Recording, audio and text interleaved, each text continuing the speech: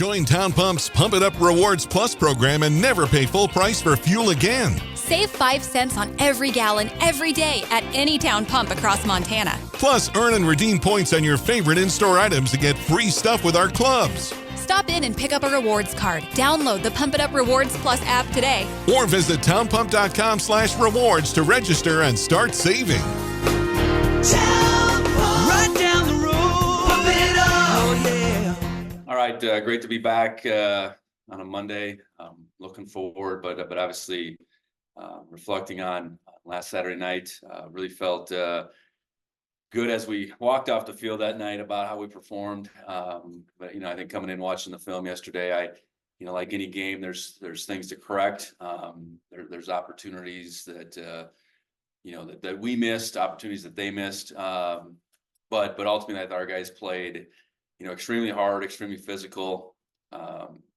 Played with emotion, but didn't let the emotion of there was the crowd, us having lost them the year before, get us off a track at all, and that's not easy to do. And we built up a lead at halftime, and then we came out, and that was as impressive as anything, being able to go right down the field and score again, and then defensively, really make it hard all the way till the very end when they scored. So really pleased, with the outcome of the game, but more just the way the game played out, and now the challenge is to, bounce back, right back, and continue to look forward. And in saying that, Portland State got their first win this past weekend, and they're a very dangerous team. They were a team that did give us some fits last year. It was a 17-14 game at halftime. They certainly have one of the more explosive players in our league and probably in the country, and Dante Sachere at quarterback. He was 200 plus, accounted for 6 TDs against Idaho State last week. And they got really good skill, I think, led by Quincy Wright, who's a running back / receiver type. And I think they're making their way defensively at the same time. They have 2 games, Washington State and Boise, where they gave 126 points. So that's hard to recover from statistically, no matter what you do. But a lot of credit goes to Coach Barnum and that staff for keeping them together and going on the road, being down. I think Idaho State's an emerging team at the same time. So for them to pull that win out on Saturday is certainly impressive. So we're going to have our work cut out for us this week. I know on the injury front,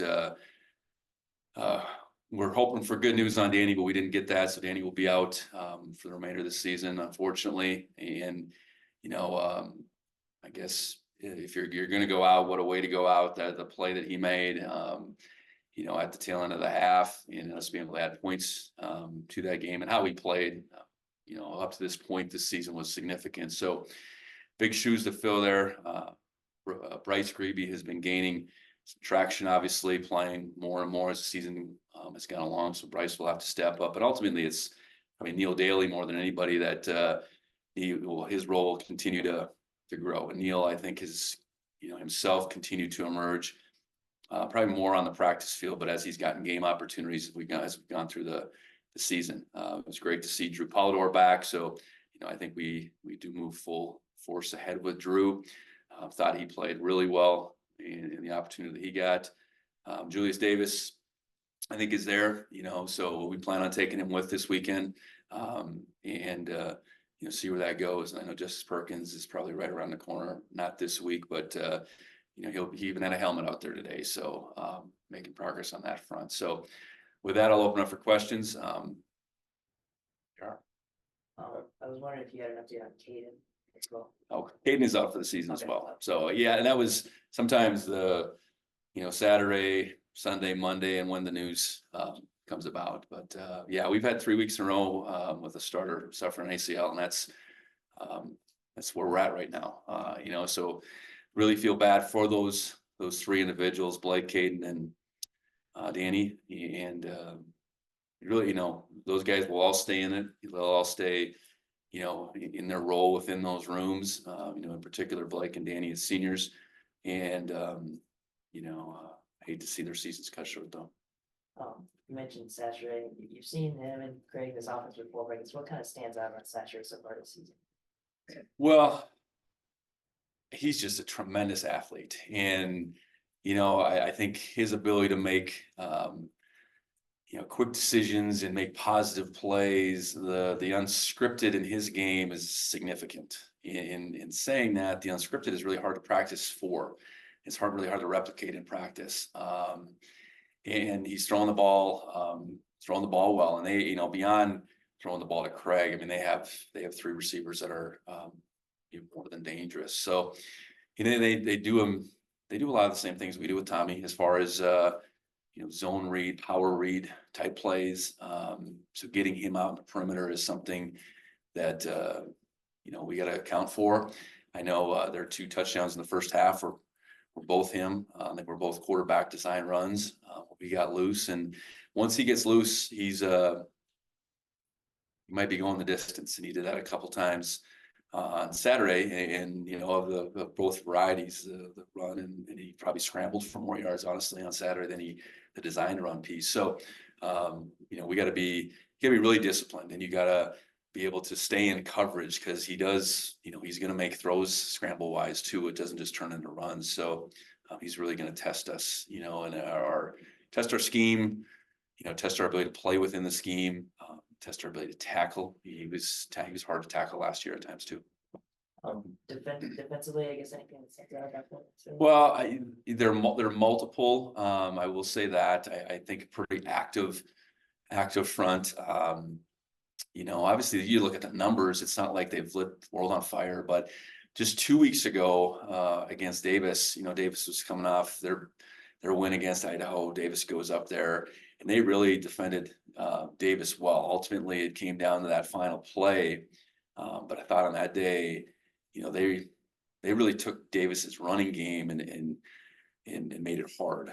So Davis, had to throw it probably more than they'd want to. I think it was 50 plus times in that game, if I'm correct, and wasn't at a high rate either. So I thought that game defensively is the one that that they can play to a level they're capable of it. And I think Idaho State's offense is explosive. So for the numbers that they gave up Saturday, that's just the way it goes sometimes. So we got to be able to offensively, go into an environment that we haven't been into in a few years. We played them last year, and they same coaches, so that's helpful. But we got to be able to back up, what we've done at this point with another really good performance. 3 years ago, as you mentioned, that game was kind of obviously a slow start. There was talks about bringing your own energy. They had a tough quarterback at the time as well. So Yeah. How much are you using that experience to go into this one? Well, I think anytime you have enough guys on the team that are familiar with a setting, I think that's important, because it is a different setting than probably any other in our conference. I know we'll have a strong following, but those fans are on one side, they seem like they're further away than any place else you go. You're over there by yourself on that side, no stands. So it's just a different environment. And that day we played, it was a really hot day. And beyond the environment, I think the weather caught up with us a little bit that day. We won't have that. And I know it looks like it's going to be a decent day on Saturday, but no, I think the guys that have been there, I think, need to share the environment. A lot of guys that played against them last year. So less, on the familiarity side, that's challenging than maybe talking in terms of Idaho State a couple weeks ago, where no one had played down there. A lot of turned over since we played them. How much have you guys looked at, or even bringing up the Weber State losing and some of these kind of almost let down games that you guys are now in a similar situation? No, I think, it was something that was a topic this morning. And Weber was a game that I certainly alluded to. Alabama 2 weeks ago. And you could go every week, whether it's in the FBS or the FCS, there's teams riding that wave. And 2 weeks ago, Davis goes up there, and Davis should have lost.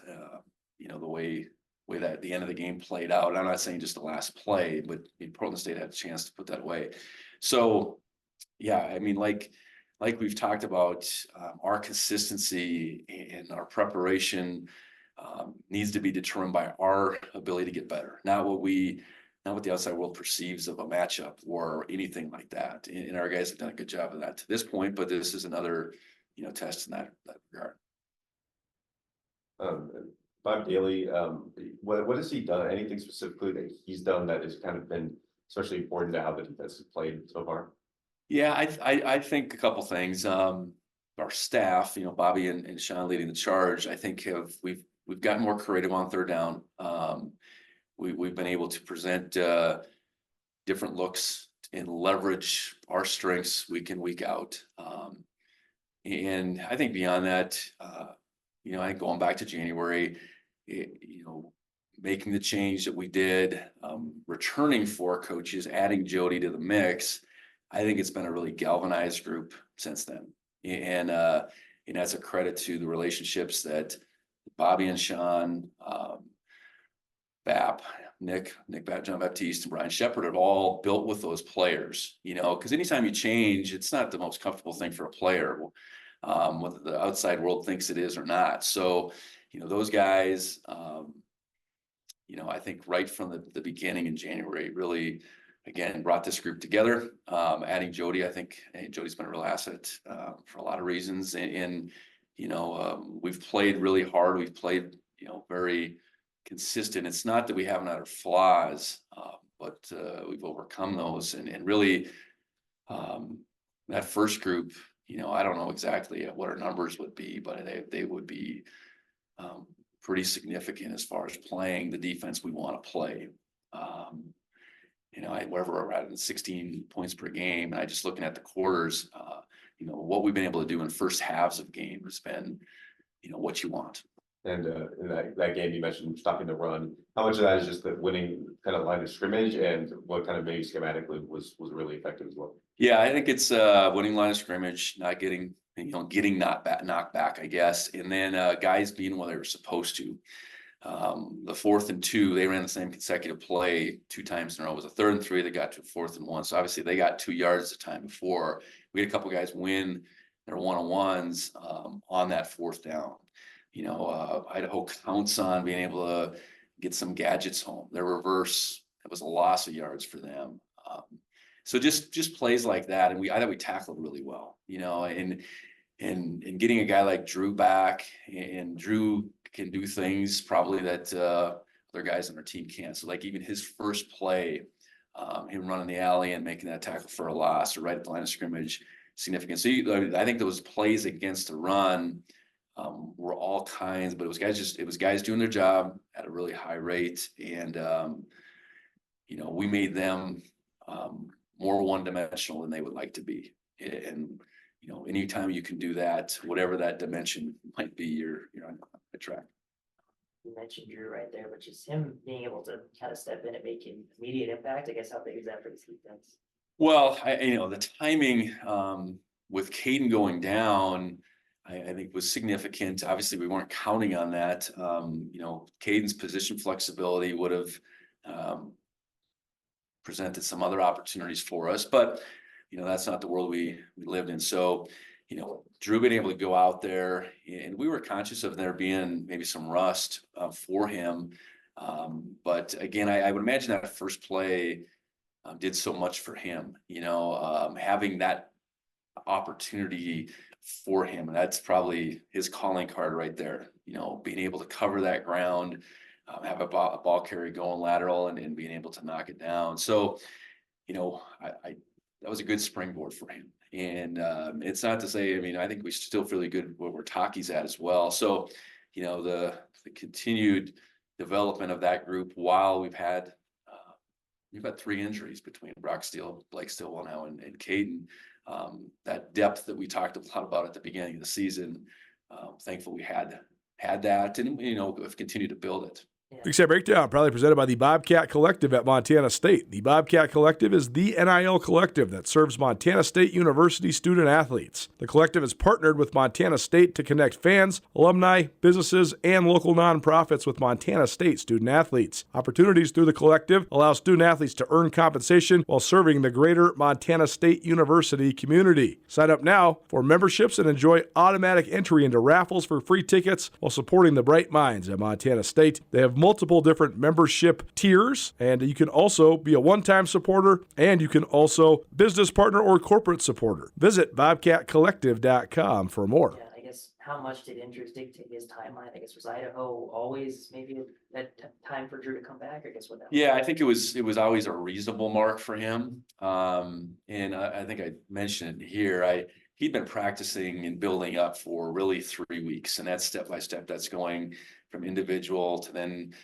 doing some 7-on-7, and then to mixing into some team drills probably 2 weeks ago, and then last week being able to go full steam ahead. So I think this was the earliest possible time he could have played, and his play wasn't forced because of any injury. So, And one of the Portland native area guys, Miles Jackson, how thankful, I guess, to have him be in that nickel spot with now Caden out, and just how would you say he played overall this season? Yeah, I think Miles continues to do the things we ask him to. I think in particular now, his role does get dialed in. It's not a role that, and we're looking to split. I know Taden has done a good job of I think emerging as a bona fide backup, but Miles is in there, and we need him to play well. And I think he's done that. He's a really smart young man, and so his concept of what we're doing at that position way different than last year. Last year, he went from a starting corner to being an injured corner. All of a sudden, he was a starting nickel, and then that was a work in progress last year. But thankfully, I guess we have that experience to build off from last year, and he's a guy that, throughout his career, to me, I think he practiced in one spot in the spring, and then we move him in the fall. Well, we didn't do that this go around, so he's had all these bank reps going back to when we made that switch with him last year, and he's just continued to get better. Coulter, do you have anything? Yeah, hey, Coach. Thanks for taking a minute. Yeah. You're going to get some really good guys back. You've lost a couple really good guys. I guess that's sort of just a testament to the balance and depth of your team, though, right? Yeah, and I think it's having guys get injured. It sucks, but it's the nature of it. And then the true test of your program, I suppose, and your particular team, and this 24 team, is how can we withstand that?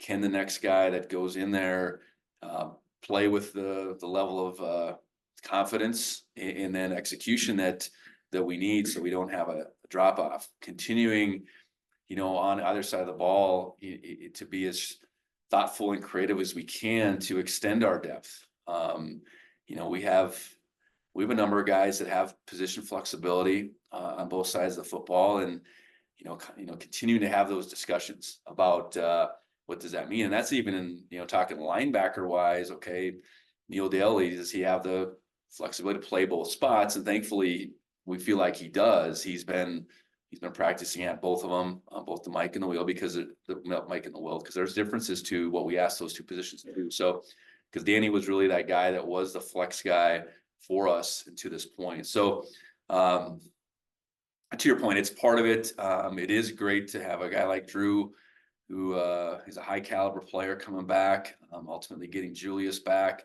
high caliber player. When we do get Justice back, it is unusual that we have three guys of, that are at minimum all conference type of guys, if not more, to be able to come back mid-season. So thankful we have that opportunity, that this isn't a season lost for any of them, and excited to get them, all back ultimately. I know this maybe is a logistical question, but the guys that are hurt, that are out for the year, do you still travel them? And if so, how big of an impact can they make just coaching guys up on the sidelines and things like that? Yeah, I think it's a case by case basis. And,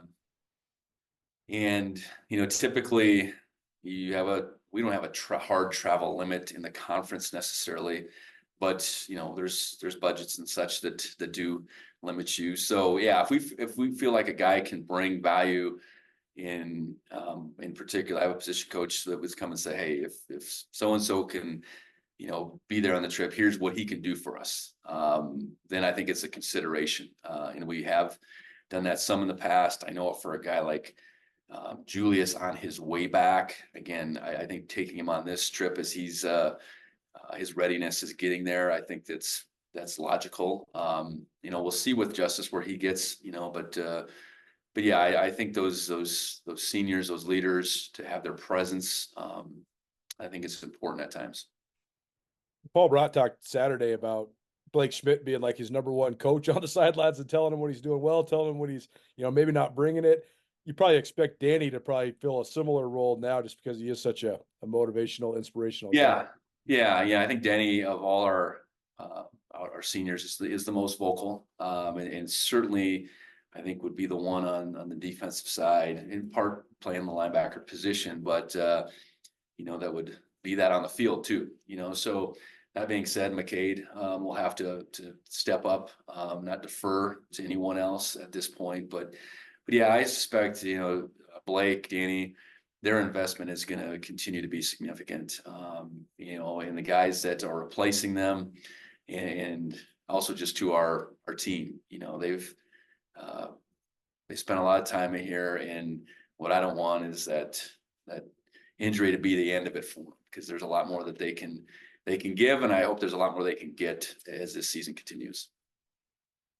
You talked about Sachere's improvisational abilities and his athleticism.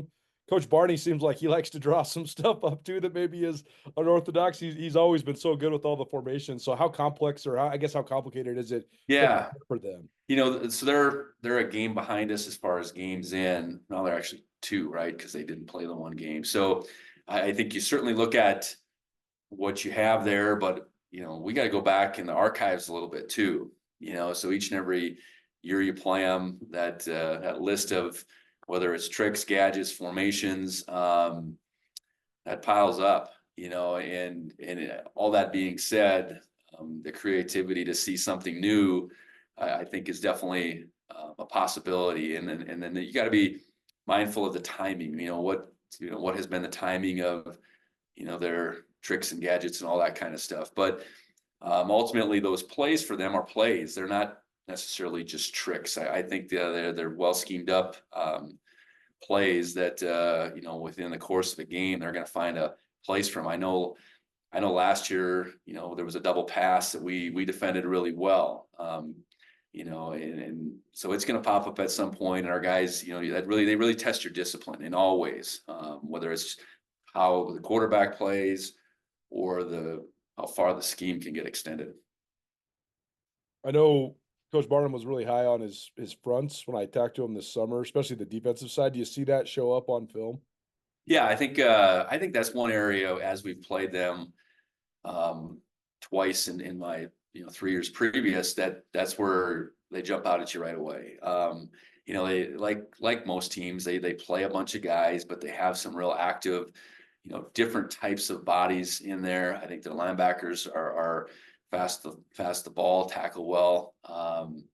They've found ways to put pressure on, found ways to, again, just show a different picture throughout a game. You go through a game, they're not going to line up the same way all too often. Their presentation is going to be different. So, yeah, I would think defensively it has, not only this year, but through my time here, been where it started for him or started for them, I guess. And, it's certainly no different this year. Number 9, the Montgomery kid. He seems like one of the best guys I've seen. Does he stick out to you when you watch them? Yeah, no question. And they're just really, the active is the word I would use for the front 7 just in general. And their numbers aren't great, and that's a product of those 2 games in particular. But I look at the last couple of weeks, they've continued to get better.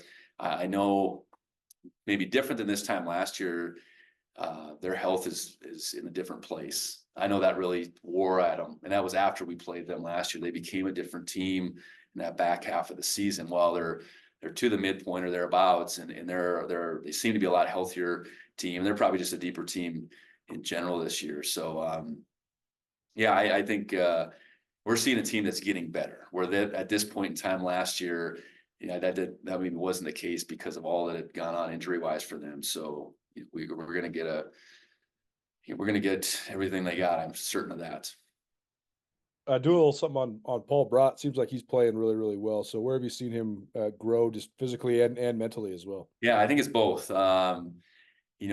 He was a pretty raw guy, so he was new when we got here that first summer into the fall, and he had to develop. And in that front for us, he is the model of what you want in a developmental guy, meaning he's got a frame, he's got to want to, and Paul has had that. I think having his brothers precede him here, I think was a big part of it, believing in himself.